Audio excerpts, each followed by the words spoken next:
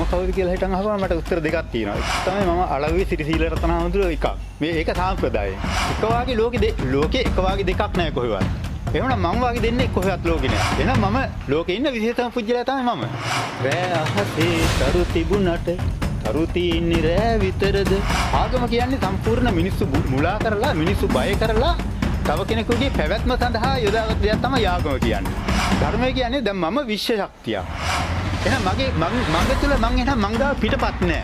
මංගා තියෙන්නේ මගේ අනන්‍යතාවය. ඒතර මගේ අනන්‍යතාවය තියෙනකොට එහෙනම් මම විශ්ව පුජ්‍යලෙක්. මම කතා කරන්නේ කතාව තියෙන්නේ මම කතා කරන්නේ විශ්වයේ ඉඳලා. ආම්ද්‍රෝගාල තැන්පත් කරනවා. මොකද ආම්ද්‍රෝ තමයි ඊගාට ආම්ද්‍රෝන් ලියපෙන්න අවශ්‍ය හින්දා මිනිස්සු සාම්ප්‍රදාය තුළ මේ වගේ දේවල් අපායේ තියෙනවා දිව්‍ය ලෝකේ තියෙනවා. අපායෙන් බේරෙන්න දිව්‍ය ලෝකේ යන්න නම් මේක කරපල්ලා කියලා නම් ආම්ද්‍රෝ අපිව පොළඹවලා තියෙනවා. මේ සාම්ප්‍රදාය මිනිස්සු ඊට එහා දෙයක් මේකෙන් එහා පැත්තේ දෙයක් හිතා ගන්න විදියක් නැහැ නේ.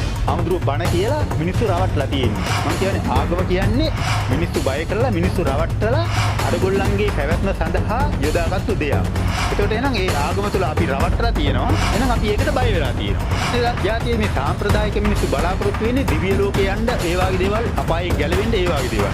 ඒකට ඒ හාමුදුරුවෝ තමයි මේ දිව්‍ය ලෝකේ අරවම පෙන්නලා තියෙන්නේ. ඒකට හාමුදුරුවෝ දිව්‍ය ලෝකේ පෙන්වුවාට හාමුදුරුවෝ දන්නේ නැහැ දිව්‍ය ලෝකයක් ගැන. හාමුදුරුවෝ දිව්‍ය ලෝකෙ ගිහිල්ලත් නැහැ. ඒගොල්ලෝ මොකවත් දන්නේ නැහැ. හැබැයි මිනිස්සුන්ට කියනවා මෙහෙම දිව්‍ය ලෝකයක් තියෙනවා කියලා.